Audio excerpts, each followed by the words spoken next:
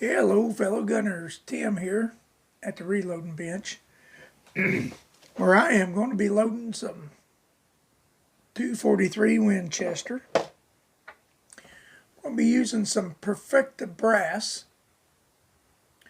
Now this brass it has been staked. It's got like 3 little stakes in it, and I took the chamfering tool and took that out. Now here's the box they were shot in.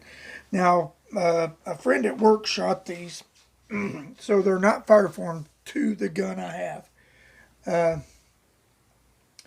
I did full length size them, and I did use, as I showed you there in the front, the Lyman. Now this is a new die set, but I got it for half price at the outlet store at Bass Pro. We're going to be using some H4350 powder. We'll be using CCI 200s primers, and I'm going to be using Hornady SST 95 grains.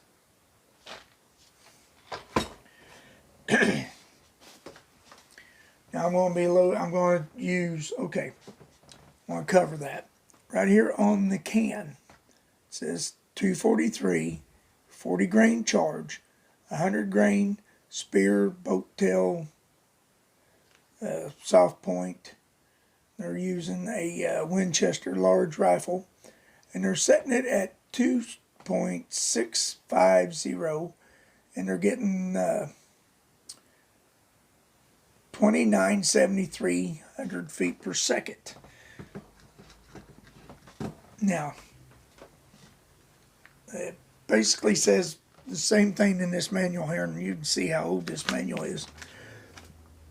But when I went to their website and looked up 95 grain bullet, all they had was Nosler. It was set at the same depth, but it had a maximum charge of 38 grains. So I am going to be loading this at 38 grains with this bullet. Alright, I'm going to charge this case here.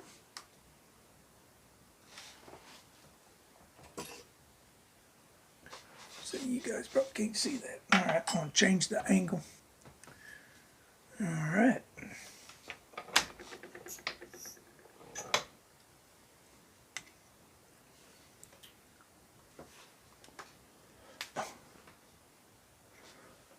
Well, wouldn't you know it, I forgot to tear out my cup.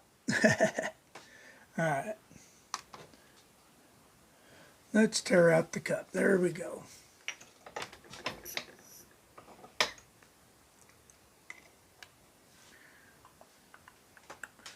Oh, I got pretty close right off the bat.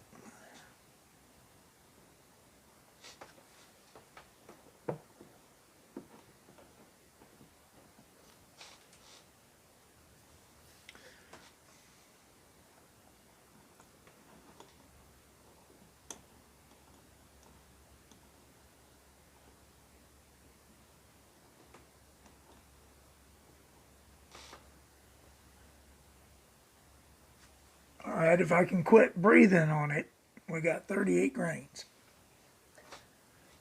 Alright. Let's dump that charge.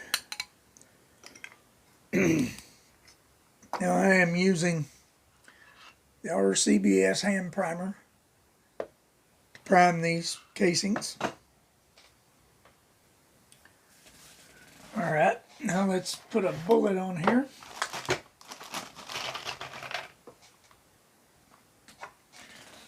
Stick one of these. Ooh, that's pretty tight. Alright.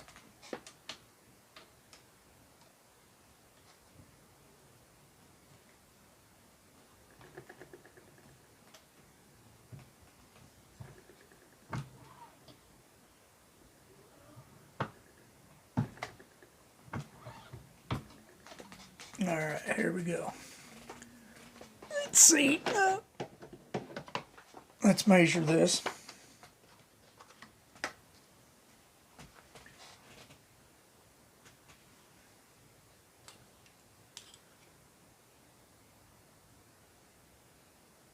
Okay, and we're coming up with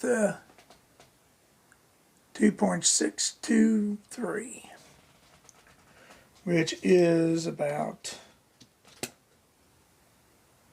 27 thousandths below what was on the box. Or I mean on the bottle. You can see the cantilever is right there. Right where I want it to be. So thinking we're going to be pretty safe. Now I'm going to load up 19 rounds of these, and we're just going to see how the gun does with that. And I'll see you at the range, guys. Alright guys, there were some things that I thought I had covered. This is why you don't do a video when you're tired. But anyway, I want to go over the bullets that I'm using. I didn't cover that. These are Hornady SSTs, 243s.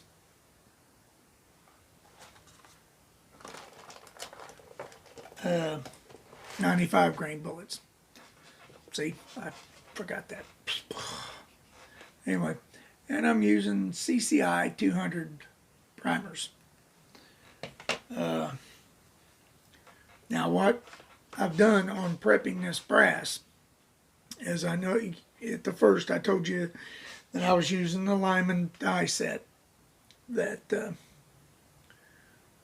I got. Now what I done was I just wiped these off.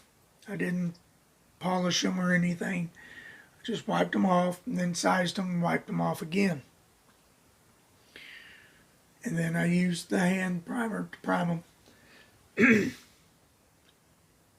I want to cover something about the Lyman die sets. The steel seems to be soft on the sizing dies.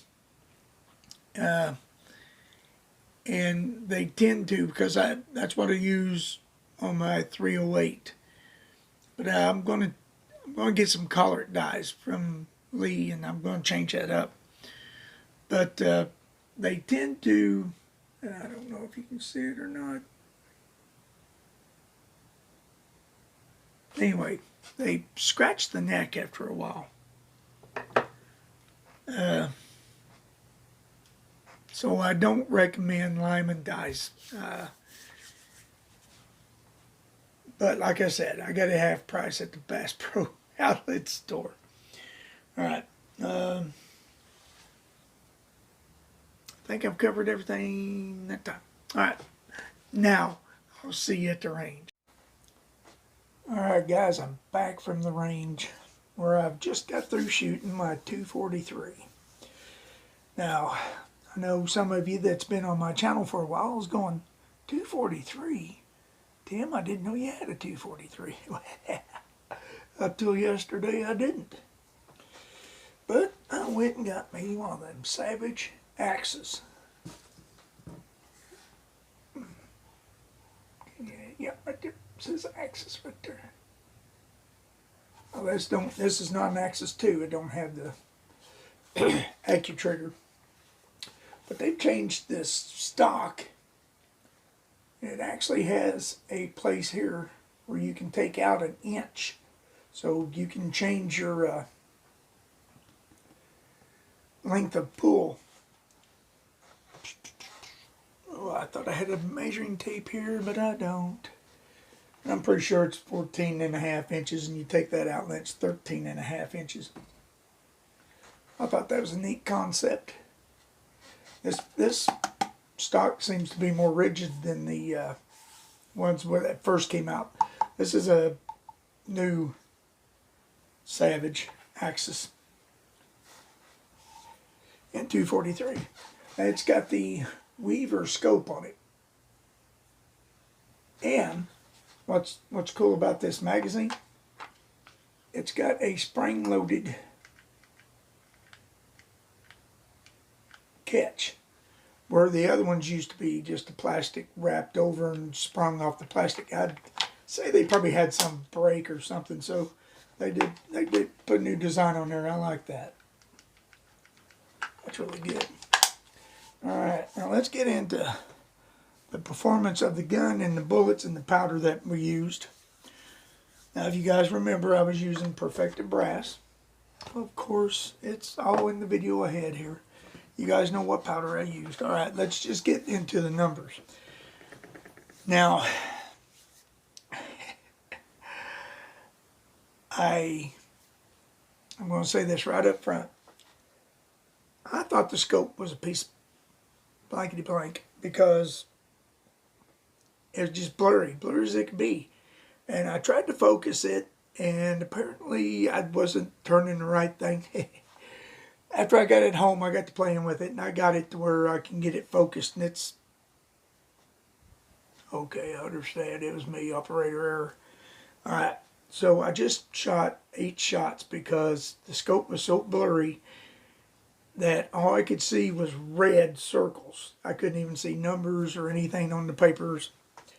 And being discouraged that, you know, I just got this and the scope's a piece of junk that I didn't want to do anymore. So I just shot 8 shots. I shot 4 at 25 yards and 4 at 100. Okay. Now I've got 5 readings, because the first 3 shots at 25 yards, my chronograph was not in line and I didn't get it, and then I seen that it was offline, so I shot. So there's only 3 bullet holes on the paper because I shut the last one off to get a reading. Okay, and a 5-shot group, or 5, and then 5 shots that I got over the chronograph. I had an average of 28.57, and that's with the 95 grain SST, the Hornady SSTs, with the H4350 powder, 38 grains. Now, if you're in the first of the video, you guys seen where I was talking that 40 grains, Abe, on the can, it's talking about 40 grains with a 100 grain bullet at a certain height, and these were less than that. And I went over to their website, and I'd say it's because of the polymer tips that you know, adding a longer length to cut down on the powder charge. They've set a max is 38, so not wanting to shoot over 38 grains, I stayed with that. And okay, that's good velocity, 28.57 with that bullet. I had one Hornady 100 grain soft tip. I shot it over the chronograph and got 27.86. Now there's only 5 grains difference in that bullet and this bullet. So if I'm doing 70 feet per second better, or 80 feet per second better, seems like a pretty good load. And I'm going to get to the groups. All right, let's get to the groups. This was at 25 yards. This was my first shot. Like I said, I didn't have the scope focused, and all I seen was red. So I didn't even see the hole. So I dropped it down and shot in between these two, and it hit right there, and I was like, well, it's hitting right where I'm aiming. So I went back up, shot again, and it shot right there. All right, that was at 25 yards. I stretched it out to 100. And I got that group right there. That's about an 1.5 inch group. Either way you focus on it. I'm going to measure it.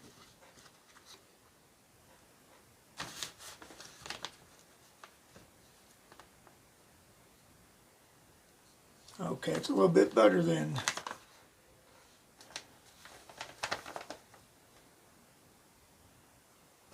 a little bit better than 1.5 inches. Well, I mean, bigger. Right there it is. All right, so that was with 4 shots. Now that's what the 3 shots, if you count that one as a flyer, the one that's not with the group, which it could be. And like I said, I didn't have my scope focused. I was just shooting off my range bag. Range wasn't very stable. Okay, so next time I go, I will be more stable, more focused. Scope will be better, and we'll work on that. But as of now, I'm pretty impressed with the gun because you hear so many bad things about the Savage Axis. So, all right, guys, that's my finding. From the lowest to the highest velocities with them 5 shots was only 10 feet per second extreme spread. With the H4350 and the 95 grain Hornady bullet.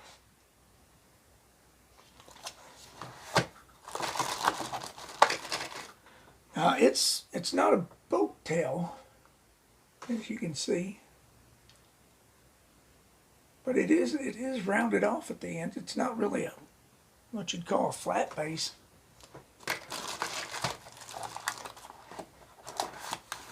But that's within 2 minutes of deer or coyote, whatever you want to shoot at. Okay, like I said, I'll be working up some loads, working on some different things. I'm going to throw in a picture of the brass. Actually, you know what? Why don't I just do this? All right, there's the brass. No pressure signs at all. So I can go up with this load, but I really just don't know that I want to. Shooting pretty good. Like I said, I'm going to hunker down and get some better groups. All right, guys. I'll catch you, or I'll see you in the next video. That Tim's got all kinds of excuses. The scope's blurry, shooting off a bag, blah, blah, blah.